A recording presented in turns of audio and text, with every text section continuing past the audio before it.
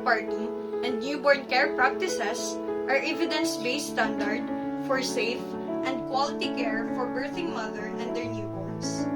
The purposes are to provide safe and quality nursing care to birthing mothers and their newborns, to provide the recommended practices during the intrapartum and immediate postpartum period. Good morning, ma'am. I'm Erica P. Malunas, your student nurse for this day. I am here to help you and guide you in delivering your baby. Are you comfortable with your position right now? Okay. Do you wish to eat or drink something? Okay, ma'am. Thank you. It is not advisable for a woman to eat or drink anything, for she will still eliminate it during delivery. Stop. Ma'am, upon checking your EI, your uterus is not yet fully dilated. It is still in 7 centimeter. Let's just wait for a while for it to be fully dilated. Deliver the woman in the delivery room and check the room temperature to be 25 to 28 degrees Celsius. Use any devices or paper to know the exact temperature of the room.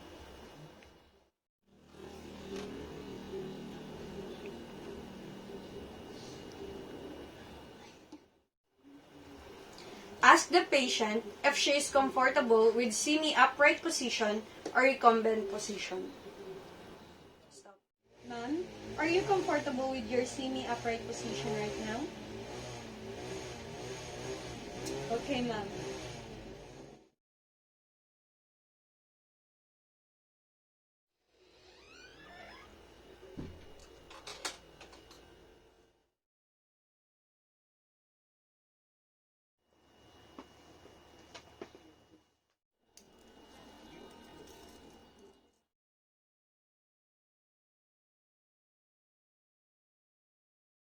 Thus, hand washing by following the WHO 1, 2, 3, 4, 5 procedure.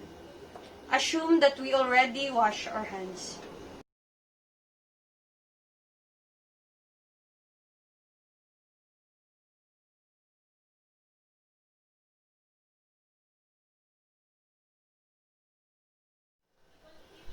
Arrange all the equipments in a linear sequence. For the equipments, I have here the cotton balls, the oxytocin injection, gauze bandage, sterile gloves, umbilical cord clamp, plastic bag, digital thermometer, antiseptic alcohol, umbilical cord scissor, kidney basin, the oxytocin injection, the hepatitis B and C, BCG, and the vitamin K, and also the eye ointment for the infant or the newborn. Proper wearing of sterile gloves.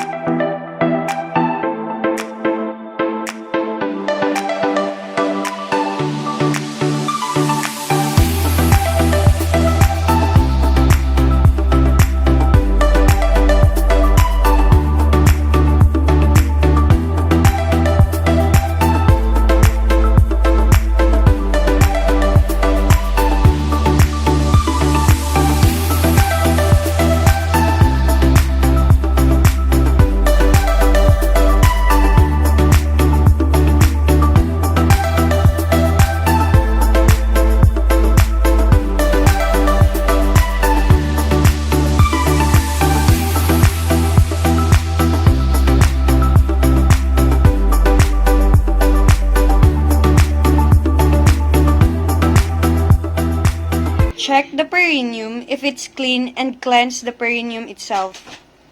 Note the labia majora and minora. Expose the labia majora that will be able to see the labia minora. So this is the labia majora. This is the labia majora. And this is the labia minora. Use cotton balls with antiseptic.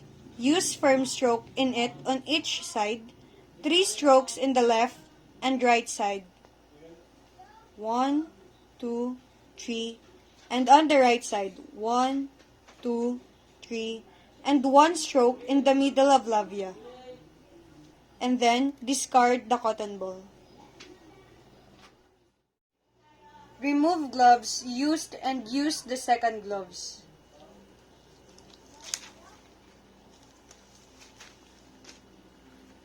Discard. Encourage the woman to push as desired. Breathe in and breathe out and push. Breathe in and breathe out and push. Breathe in and breathe out and push. Breathe in and breathe out and push. Get the dry linen to support the baby later and drape, clean, and get them dry.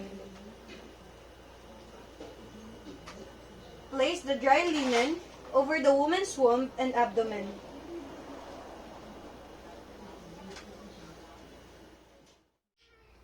Okay, ma'am, the baby is here.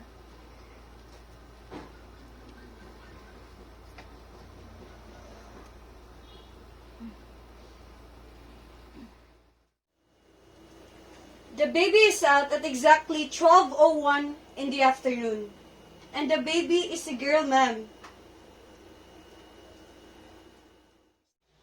Truly, dries the baby for at least 30 seconds, starting from the face and head, going down to the trunk and extremities, while performing a quick check of breathing.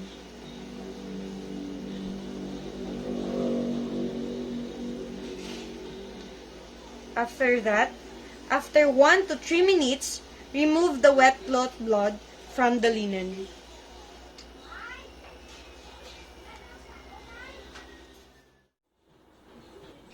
Get the baby and place her to the breast of the mother for the security of the motherhood to have a skin-to-skin contact for her baby.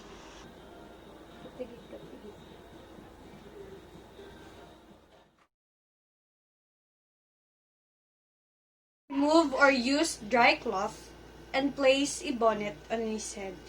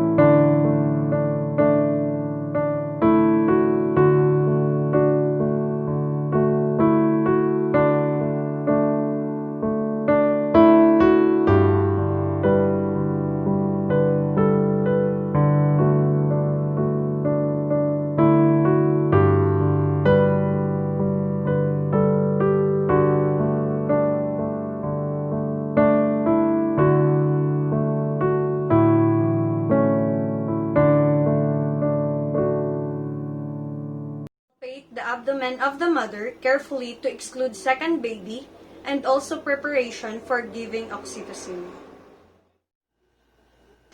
To promote security of all and for the assurance. Giving of oxytocin to the mother. The first set of gloves by decontaminating them by using 0.5 chlorine solution for at least 10 minutes. And assume that we already use in new gloves. Check the umbilical cord by palpating it to check pulsation if there are still. After pulsation stop, clamp the umbilical cord using a plastic clamp 2 cm from the base, here. Use another clamp for umbilical cord 5 cm from the base. But I don't have enough umbilical cord, so I just use one. So let's just assume that there is another umbilical cord clamp here. And we're gonna use the clamp scissor here and cut the umbilical cord, plug it near the plastic lamp here. We're gonna cut it.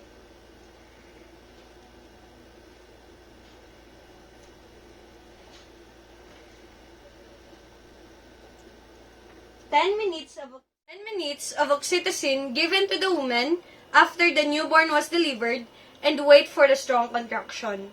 Massage the neutral for traction and applying traction to the uterus, continuing until the placenta being detached and delivered.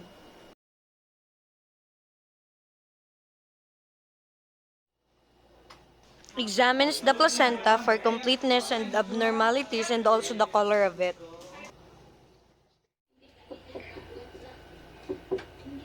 And now, the placenta is a sculpture. Assume that we already cleaned the perineum of the woman, and now we're gonna put this placenta in a plastic bag.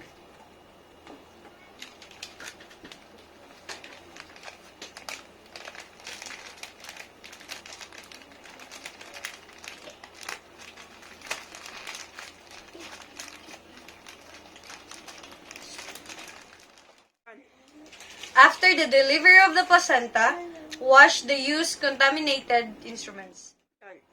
Check the mother and the child if they are good. Mom, are you okay? Okay, ma'am. Advise the mother to steady her baby on her chest and make comfortable position and also let the baby breathe properly.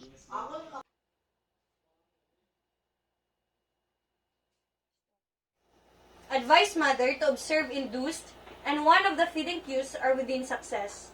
Advise the mother to see the baby will move its head to set the nipples, trying to locate where to eat. Also, another one is to cry.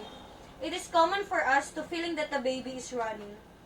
Advise mother like sucking sensation. Lie down mother side position while the baby trying on the left hand. Natitingin siya sa mother. Put the baby on the side of the mother, making sure that the nipple is basically for the baby will really induce the colostrum properly.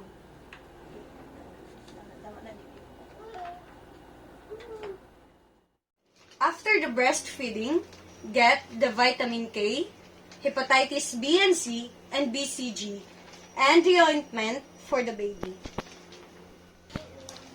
Focus on the baby by putting a high ointment, also known as erythromycin. Put ointment on the inner canthus and outer canthus.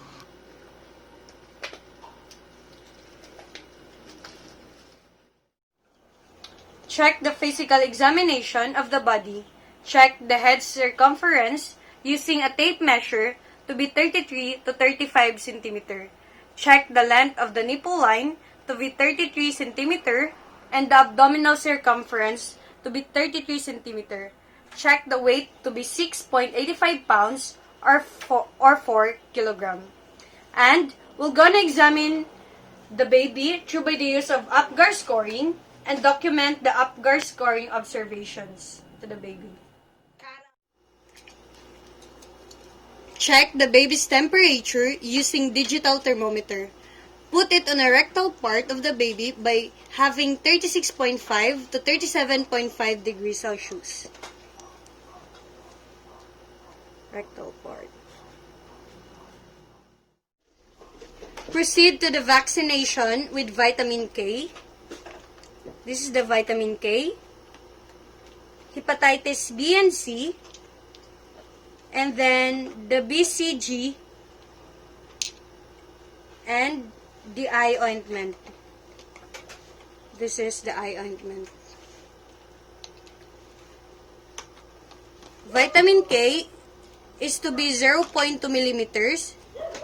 Inject in the right eye. Hepatitis B to be 0.2 millimeter. Inject in the left eye.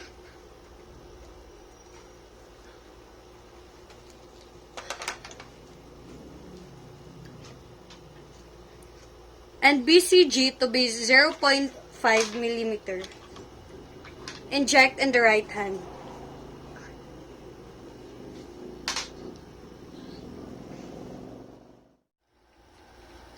Advise the mother to take bath the baby after 6 hours. Advise mother breastfeeding for the month and attentive feeding cues for the baby. Every 1 hour, check the baby's breathing and color as well as the mother's vital sign. Stop.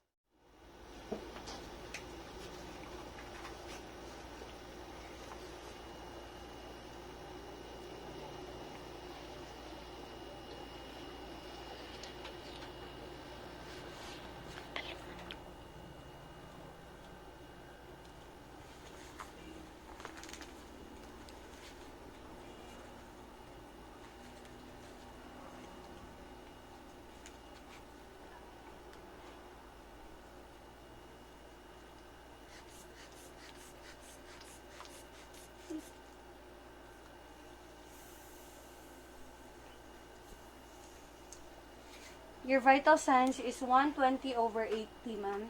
It's normal po. Massaging uterus of the mother for every 15 minutes. After 2 hours, check the mother and the baby's diet for every 30 minutes to 1 hour. And then, complete all documents using record book.